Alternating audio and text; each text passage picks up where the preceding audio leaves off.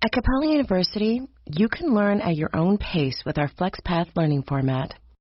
Take 1 or 2 courses at a time and complete as many as you can in a 12-week billing session. With FlexPath, you can even finish the bachelor's degree you started in 22 months for $20,000. A different future is closer than you think with Capella University. Learn more at capella.edu. Fastest 25% of students. Cost varies by pace, transfer credits, and other factors. Fees apply. Hi, this is Bryan Bassett of FOGHAT, and you're listening to the Dr. Sky Experience on 77 WABC.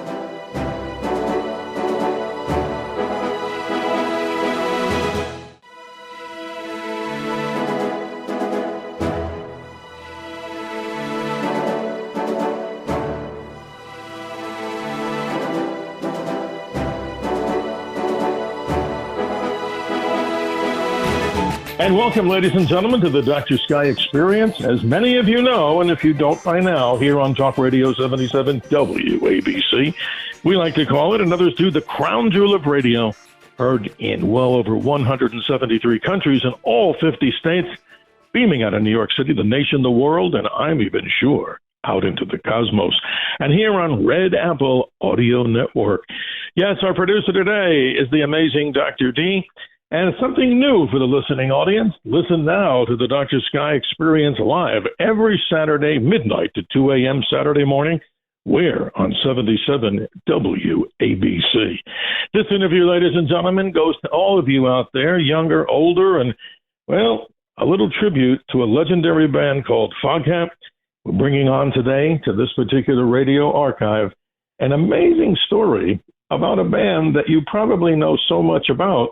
And what we're going to do, ladies and gentlemen, in just a few moments here, is introduce our very special guest. And who is he? He's Bryan Bassett, the lead guitarist of the iconic band known as FOGHAT. And a little backstory. Bryan Bassett boasts an illustrious career as a professional musician, recording artist, engineer, and producer with well over 40 years in the music industry and 30 years of technical experience. His contributions have significantly shaped the sound of blues, rock, and funk. Bryan, good to be with you and good to be, joining us here on the Dr. Sky Experience. How are you? Well, I'm doing great, Steve, and thank you for that nice introduction. Well, thank you, sir. Talk to us about this, and I always wanted to know this. The history of FOGHAT, what are we talking, 50-plus years? Am I correct about that? That's correct. 1971 was the first year of the band. They left Savoy Braun, Lonesome Dave Everett, Roger Earl, Tony Stevens, and added the great slide guitarist Rod Price and formed FOGHAT. Wow. Here we go. The first question would want to, people probably want to know, where did the name FOGHAT come from? That's probably a great story that you can tell us. Yeah, we get that, before I knew the real answer, you think FOGHAT. Okay, well, that sounds like London, right? Fog. Right. But it actually came about by Lonesome Dave and his older brother. They were playing a game like Scrabble when they were kids, and Dave made up that word FOGHAT, and they had a big argument over whether it was a real word or not. And when it came down to the wire, I think they had a couple other names in contention, but they, at the very last minute, the record company was like, we need a name for this record. And Dave said FOGHAT. So there it is. I love it. Real simple, right? It didn't have to go through lawyers and all kinds of committees and meetings. Nope. It just comes out of thin air. But listen to that, folks. Wow, what a story.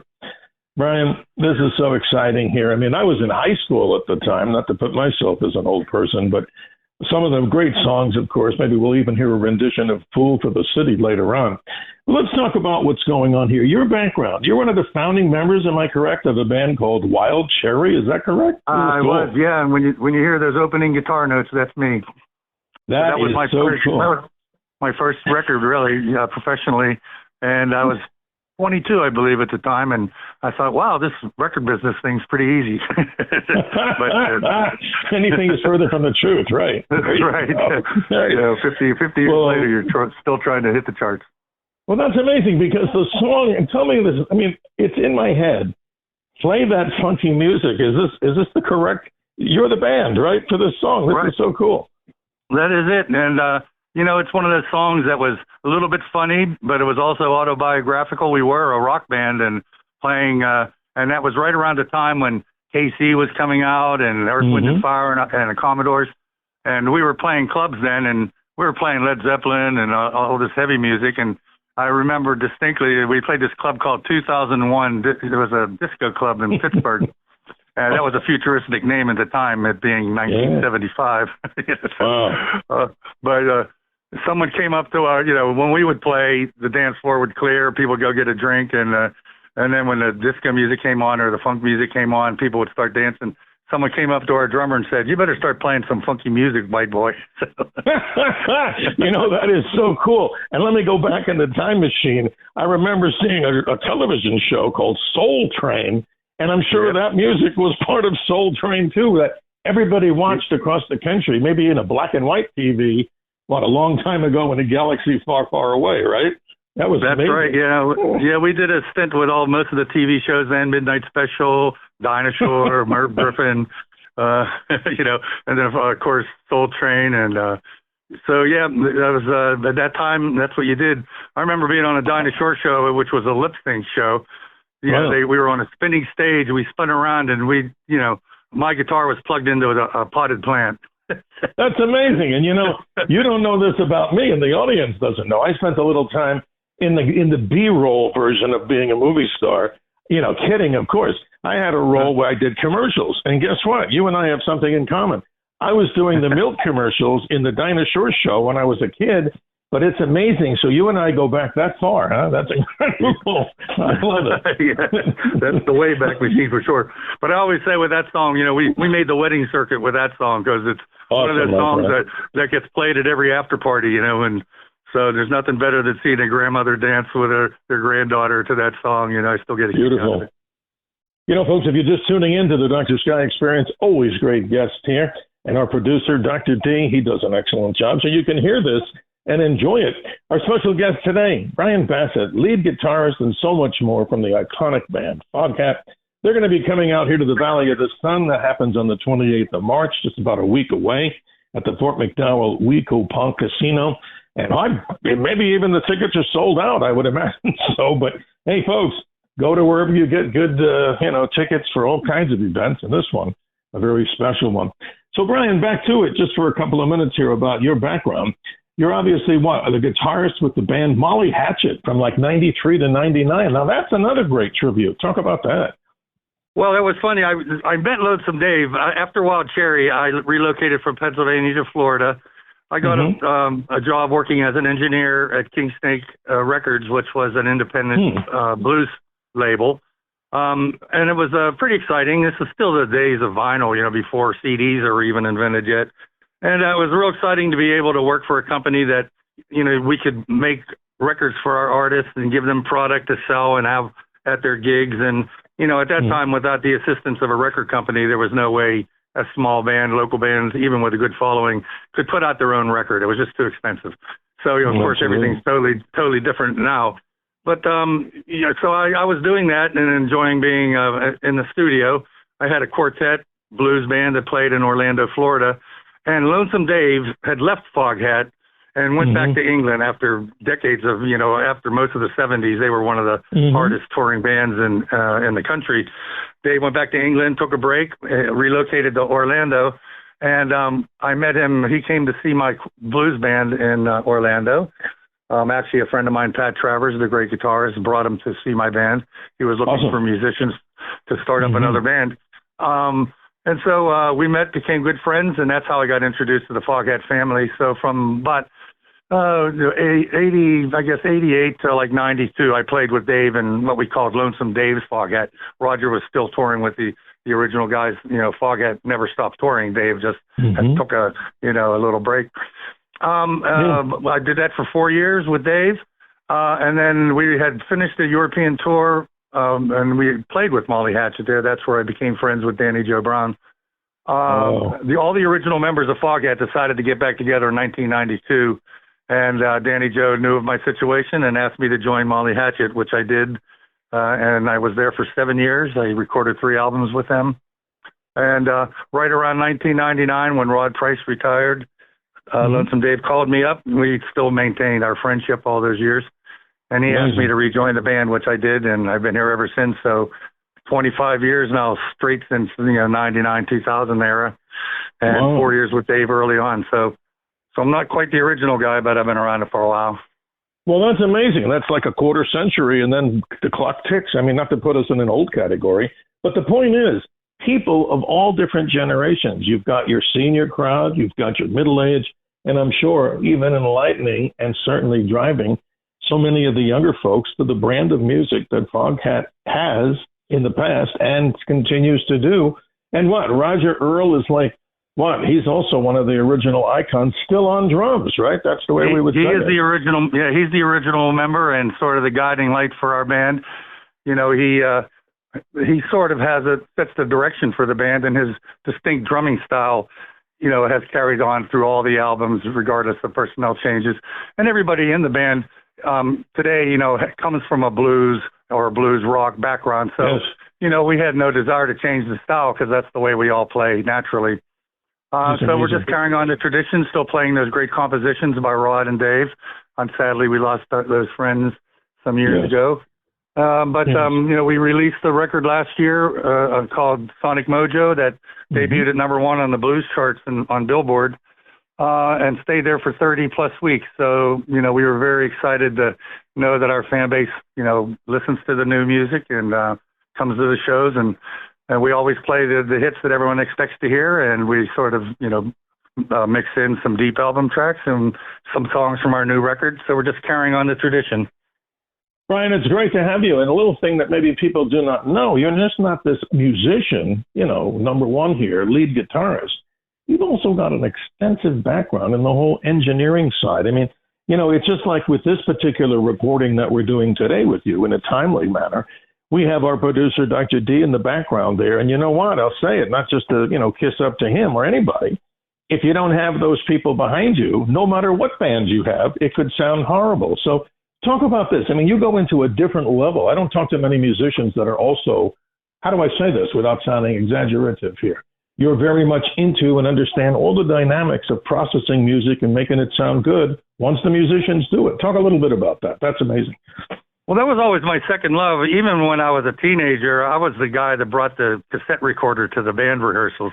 And, and so I have the history of recording in my storage locker from a TX 4-track to an 8-track, an old, reel-to-reel 16-track. So I was always interested in how records were made. And when I moved to Florida and started working with King Snake Records as an engineer producer there, the great Pete Carr, who was from the Daytona area, although he's famous for being a Muscle Shoals guitar player on dozens of platinum records. But he was also a fantastic engineer. And me and him were the two principal engineers for the first years of King Snake Records. So he was my mentor and taught me a lot about the proper way to make a record. And then I went on to work for nearly 2 decades at King Snake as an engineer and mixing engineer. And of course, we were all 2-inch tape back then and all vinyl for most of, we about halfway through. We switched to CD, putting out CDs. But that was my learning ground, and I loved it. That was my other passion. And after Wild Cherry, and I figured I'd have my blues band and work in the studio. That was my intended path until I met Lonesome Dave, and he got me back on the national touring circuit. And, and then I met guys in Molly Hatchet and went back to FOGHAT. And so I continued to play live. But I still get to do a lot of engineering. I do most of the projects for FOGHAT out of our personal studio. That's awesome. We're joined today by legendary lead guitarist, Bryan Bassett of the legendary band FOGHAT, here on the Dr. Sky Experience. And let's talk a little bit more about the 17th studio album, Sonic Mojo. You've got some tracks there. Of course, people can go there, download, you get the music in today's world. Everything's digital. She's a little bit of everything. I Don't Appreciate You. Let's talk about these different tracks. Mean Woman Blues and Driving On. So many of these classics. And it's just so incredible. So tell us the impact of this particular album. And, of course, people attending, coming up on the concert here, Fort McDowell, Copa Casino, Friday night, March 28th. Well, one of the cool things about Sonic Mojo was Roger in particular, but all of us I became friends with Kim Simmons. And, of course, Roger maintained his friendship with Kim Simmons from the years in Savoy Brown. In fact, our last studio album, which was 6 or 7 years ago, Under the Influence, we had Kim guest star on it as a guitarist.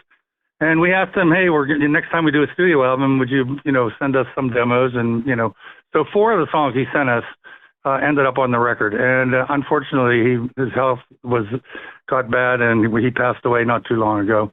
So he wasn't able to play on the record, but we were blessed to have 4 of his last compositions on the record. He sent them to us. We were really happy to have them, and some of the last songs he wrote, She's a Little Bit of Everything being one of them, which I think is a tribute to his wife. It sort of talks about the positive attributes of your significant other, and I think it's a tribute to his wife. He also did a fantastic song called Driving On, which is, straight up boogie blues, and another song which is called, Time Slips Away, which the lyrics on that are really heartfelt, and it's about exactly what the title says. It's how time rushes by, and I think it's really poignant, seeing it was one of the last songs he wrote before he passed. So, I think that put a little extra blessing on our record, and we, played very naturally on this record. I made a concerted effort to make sure that the songs weren't overproduced. I wanted to be able to keep it as 2 guitar, bass, drums, which is our live format, as much as possible in the studio, so that we could perform these songs live. I had thoughts about adding some horns to a song here and there, or some keyboards, this and that. But we don't have a keyboard player or a horn section, so I wanted these songs to translate to the stage, and it worked out that they actually do. And especially for some of our fans that aren't familiar with early FOGHAT records, these songs sound similar, and I don't think, some of our fans are not sure whether they're from the new album or the first album. So that just lets me know that we're still in our lane and playing. And the songs turned out great. I was just very happy with the whole project. Well, it's all beautiful, Bryan, and here we go. For those that are newcomers to FOGHAT, here we go. We're going to go back, Bryan, in the amazing FOGHAT time machine and a rendition of simply Fool for the City. So they're going to hear that. Going to the city.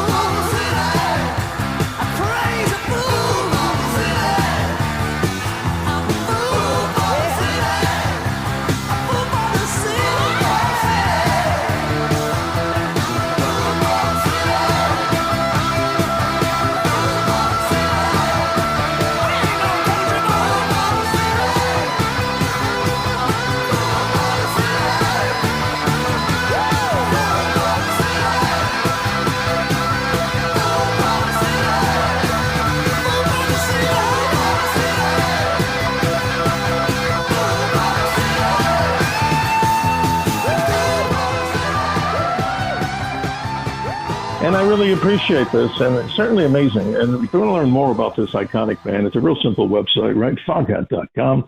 Again, one more time, coming to the Fort McDowell Wecopa Casino this coming Friday, the 28th of March. Get tickets wherever tickets are sold, and I'm sure it'll be a sellout crowd because so many fans, as you both know, and all the band members, this is an amazing, iconic band with great stuff. And, hey, who better than Bryan, who can make sure that it all sounds good, in spite of him telling us that there'll be no what? You'll have no, other instruments in there other than the original iconic stuff, and you know how to put it all together. So we do appreciate your time here today. And last word goes to you, whatever you'd like to tell our audience. Well, just come on out and have a good time. I mean, our music is good time music, classic rock. We will definitely play all the songs you expect us to hear from our catalog, Full for the City, I Just Want to Make Love, Slow Ride, and several others. Mm-hmm. I always say that it's like that wedding saying, what do you say, something old, something new, something borrowed, some blues. Sounds good. That's our motto now. So you'll hear some songs from the new record, Sonic Mojo, and right around this time, the last couple of years, really, we always try to change our set a little bit every year for fans that come to see us every year. So we pull some deep album tracks that we haven't played in a couple of years and try to rotate the set to keep it interesting for ourselves and for our fans. And that's it. We like to tell everybody we're closing the doors. So for a couple hours here, just forget everything except have a rock and roll good time. Amen. That's Bryan Bassett, lead guitarist of that iconic band, FOGHAT. You can learn so much more by going to simply FOGHAT.com. We wish you and the band well, and obviously looking forward to staying in touch with you. And that concludes this exciting edition, as I'm sure, to the Dr. Sky Experience, heard here on Talk Radio 77 WABC, as we talk about 173 plus countries, all 50 states, beaming out of New York City, the nation, the world, and I'm sure Bryan would agree, even out into the cosmos. And thanks to our producer, Dr. D. If you'd be kind enough, sir, to stay on the line with us as we go to the hard break at the bottom of the hour. FOGHAT.com. Thank you so much, Bryan Bassett. Thank you, Steve.